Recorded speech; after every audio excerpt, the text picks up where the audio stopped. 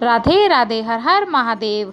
स्वागत है आपका अपने ही YouTube चैनल पर। कैसे हैं आप सभी? कमेंट में जय माता दी जरूर लिखें। आज का वीडियो स्पेशल करवा चौथ के लिए है। करवा चौथ का व्रत कब रखा जाएगा, पहली बार आप करवा चौथ का व्रत उठाएं या ना उठाएं, व्रत के लिए आपको नया जोड़ा खरीदना है या नहीं, चतुर्थी तिथि कब से प्रारंभ हो रही है, क्या क्या कार्य आपको करवा चौथ में करने हैं और क्या कार्य आपको करवा चौथ में नहीं करने हैं, पूरी जानकारी आपको इसी वीडियो में मिलेगी। इसलिए वीडियो को आप लास्ट तक जरूर देखें। सबसे पहले तो करवा चौथ का व्रत कार्तिक मास में कृष्ण पक्ष की चतुर्थी तिथि को रखा जाता है। सभी सुहागन महिलाएं अपने पति की दीर्घ आयु के लिए, अखंड सौभाग्यशाली होने के लिए यह करवा चौथ का व्रत रखती हैं। आजकल तो कुंवारी लड़कियां भी करवा चौथ का व्रत रखती हैं, उनको भी अच्छा पति मिल ले। सुहाग के लिए ही करवा चौथ का व्रत रखा जाता है। सबसे पहले तो आप ये जान लीजिए कि करवा चौथ का व्रत इस साल कब रखा जाएगा। तो आप जान लीजिए करवा चौथ का व्रत इस साल 1 नवंबर 2023 को बुधवार को रखा जाएगा। चतुर्थी तिथि कब से प्रारंभ हो रही है? चतुर्थी तिथि 31 अक्टूबर रात 9:30 पर प्रारंभ होगी। 1 नवंबर को रात 9:19 पर समाप्त होगी। तो हमें चतुर्थी तिथि 1 नवंबर को ब्रह्म मुहूर्त में मिल रही है, इसलिए हमें यह व्रत 1 नवंबर बुधवार के दिन रखना है। ताकि आपको आगे आगे और भी वीडियो करवा चौथ के बारे में मिलेगी। आप चैनल को सब्सक्राइब जरूर करें, वीडियो को लाइक भी आप जरूर करें। सबसे महत्वपूर्ण तो यह सवाल है कि इस साल क्या नया करवा चौथ का व्रत उठा सकते हैं? जिनकी अभी नई नई शादी हुई है, क्या वह पहली बार करवा चौथ का व्रत उठा सकती हैं? तो जी नहीं, इस साल हमें कोई भी करवा चौथ का व्रत या कोई भी नया व्रत पहली बार नहीं उठाना है। चाहे करवा चौथ का व्रत हो, चाहे वह जितिया का व्रत हो, पहली बार व्रत नहीं उठाना है। या छठ पूजा हो, कोई भी व्रत हो। इस साल 2 मास लगे हुए थे, यानी कि पुरुषोत्तम मास, मल मास बना हुआ है। तो इस साल इस वजह से हमें नया व्रत नहीं उठाना होता है। जिस साल पुरुषोत्तम मास लगता है उस साल से। तो देखिए करवा चौथ की पूजा पूरा दिन हम निर्जला उपवास रखते हैं। के शाम में कई लोग सरगी खाते हैं,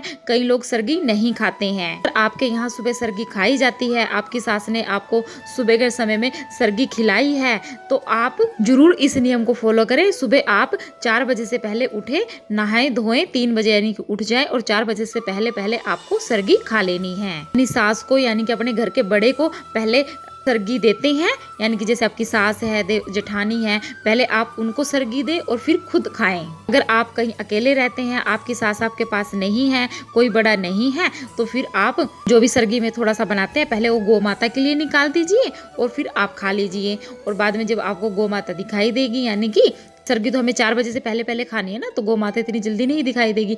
जब आपको गौ माता दिखाई देगी तो आप वह गौ माता को खिला दीजिए। सरगी का यह नियम है। बाकी सबके हर राज्य का अलग अलग रूल होता है, आप अपने नियम के हिसाब से भी जरूर देखें। सुबह से ही ये व्रत शुरू हो जाता है, निर्जला ये व्रत रखा जाता है। एक दिन पहले अपने हाथों में, पाँव में अच्छे से मेहंदी लगवाई जाती है। वे आपको पहले ब्रह्म मुहूर्त में उठना है, यानी कि आपको 3 बजे उठ लेना है। उसके बाद आपको नहा धो लेना है, फिर आपको मतलब की सरगी खानी है, आपके मंदिर में आपको पूजा करनी है, आपको वहीं पे बैठकर संकल्प लेना है अपने पति की लंबी आयु के लिए, अपने घर के सौभाग्य को बढ़ाने के लिए आप ये करवा चौथ का निर्जला व्रत रखेंगी। सबके अलग अलग नियम है। कई जगह पे तो जैसे कि टोंटी वाला कलश रखते हैं, जिसमें एक का भर के रखते हैं और एक में वह फल फ्रूट डाल के रखते हैं।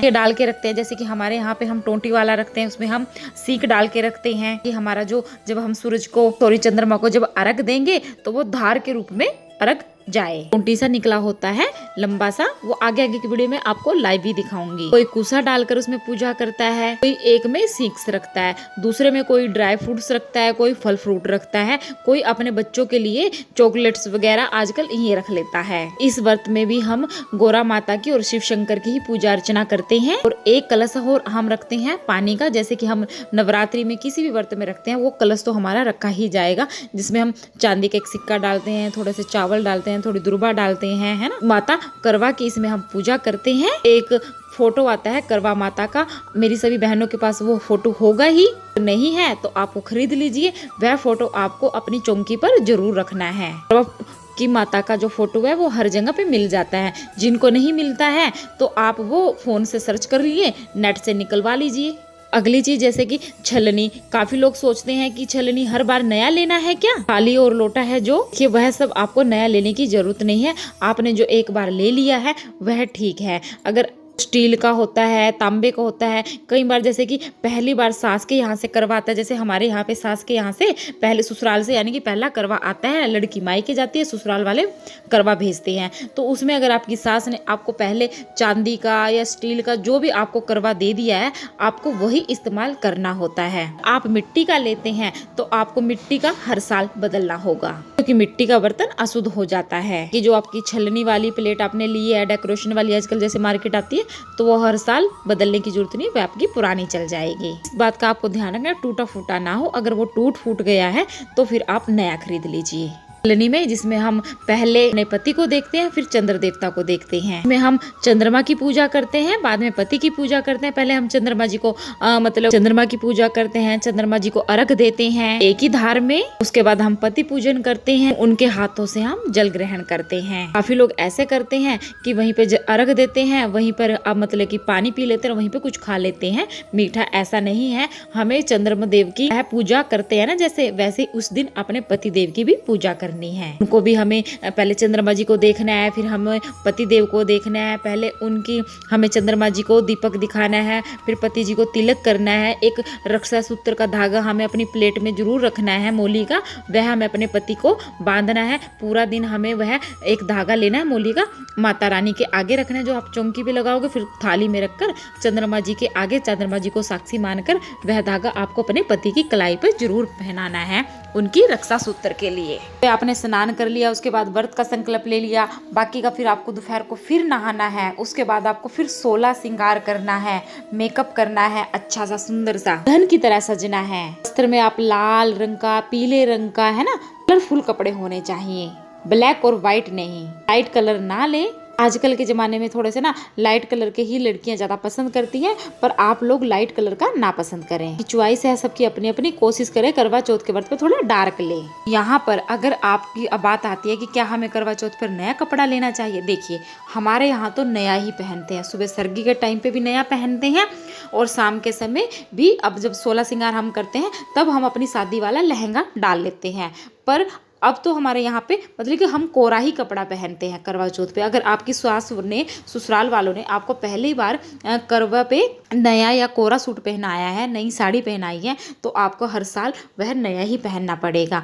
हमारे में कोरा ही पहनते हैं, बाकी हम शादी वाली, जो हमारी शादी वाली चुनरी होती है ना दुल्हन की, वो हम हर पूजा में, करवा चौथ की पूजा में, सभी पूजा में वह हम अपने सर पे रखते हैं। बाकी यहाँ पे अगर आप लोगों के यहाँ नया कपड़ा नहीं पहनते हैं, मतलब कि कोई इसका रिवाज नहीं है, तो आप अगर आपके पास कोई रखा है, आपने 1-2 बार पहना है, आप उसको भी पहन सकते हैं। कुछ लोग शादी के जोड़े से करते हैं, मैं थोड़ा अपना शादी के जोड़े से करती हूँ। जब भी मैं चंद्रमा जी को अर्घ देती हूँ ना, तो मैं अपने शादी के जोड़े से ही अर्घ देती हूँ। सिंदूरा का बड़ा महत्व है, अगर आपके पास सिंदूरा है तो अच्छी बात है, नहीं भी तो कोई बात नहीं। सिंदूरा में हमेशा सिंदूर भरा जाता है, सिंदूरा में सिंदूर से कभी निकाला नहीं जाता। इस व्रत में शाम के समय भी मतलब कि एक बार जैसे हमने कथा कर लिया, हमारे यहाँ तो थाली घुमाते हैं, आप लोगों के यहाँ पे जैसे भी जो होता होगा, मंदिर में कथा सुनते हैं या घर पे ही पंडितानी आकर आपकी कथा सुनाती है, तो आप वो कर लीजिए।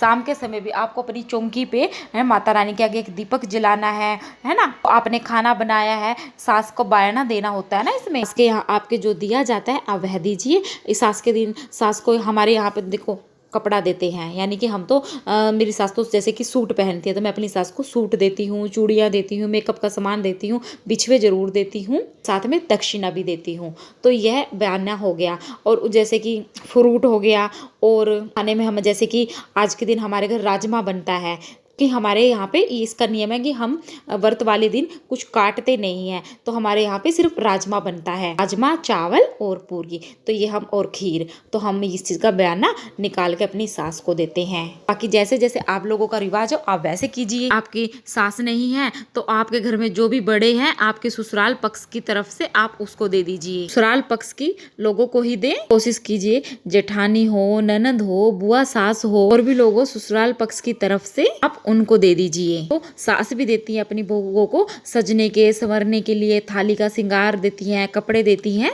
हर घर के थोड़े से नियम होते हैं और कहीं पे ससुराल वाले बहुओं को पैसे देते हैं। इसको बयाना देके उनके पैर जरूर छुए, उनको आशीर्वाद जरूर ले उनसे। हमें करवा माता की भी पूजा करनी है और करवा माता के साथ साथ हमें शिव परिवार की भी पूजा करनी है।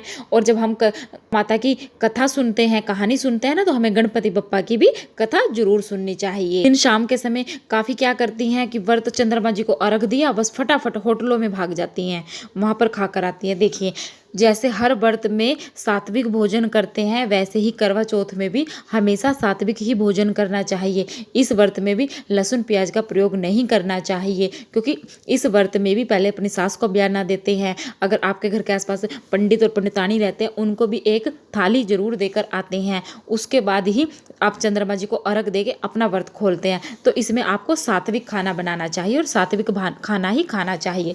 चाहे आप करवा चौथ से अगले दिन होटल में जाके खा लीजिए। बोलते इस व्रत को रात को ही है, चंद्रमा को अर्घ देने के बाद। मेकअप का सामान, श्रृंगार का सामान हम जो गोरा माता जी को, पार्वती जी को चढ़ाते हैं, करवा माता को चढ़ाते हैं। जो गोरा माता का श्रृंगार है, वह गोरा माता का श्रृंगार जो आप चढ़ाओगे वह आप अपने मेकअप में इस्तेमाल कर सकते हैं, और जो आप करवा माता को चढ़ाओगे वह आप पंडितानी को दान दे सकते हैं। लाल वस्त्र आपको जरूर पहनने हैं। अगर लाल वस्त्र आप किसी और कलर के पहन रहे हैं तो आप लाल कलर का दुपट्टा अपने साथ जरूर रखें, अपनी शादी वाला। काफी लोगों के ये सवाल होते हैं कि हम आर्टिफिशियल पहन सकते हैं, क्योंकि हमारा जैसे करवा चौथ का इसलिए हमारा जो मंगलसूत्र है वो गांव में रहे, हम शहर में रह रहे हैं, तो आप खुशी खुशी आर्टिफिशियल पहन सकते हैं, क्योंकि इसमें हमें 16 श्रृंगार करने हैं। बस आपको सुंदर बनना है इस टाइम पे। इस व्रत में आपको ज्यादा गुस्सा नहीं करना है, क्रोधित नहीं होना है, बच्चों पे गुस्सा नहीं करना है। आपको पूरा दिन शिव शिव शिव शिव का नाम जपते रहना है, क्योंकि शिव शंकर ही है जो हमारे पति को लंबी आयु आशीर्वाद देंगे। हमें शिव शंकर को नहीं भूलना है। ये थी छोटी छोटी सी जानकारी, आगे और भी वीडियो आएंगी। प्लीज चैनल को जरूर सब्सक्राइब करें, चैनल पर ध्यान रखें। मैं आप लोगों के लिए और अच्छी अच्छी जानकारियां भी लेकर आऊंगी। वीडियो को लाइक करें, चैनल को सब्सक्राइब करें, कमेंट में जय माता दी जरूर लिखें। मेरी करवा माता मेरी माताओं के, बहनों के, सबके सुहाग की लंबी आयु करे। जय माता दी।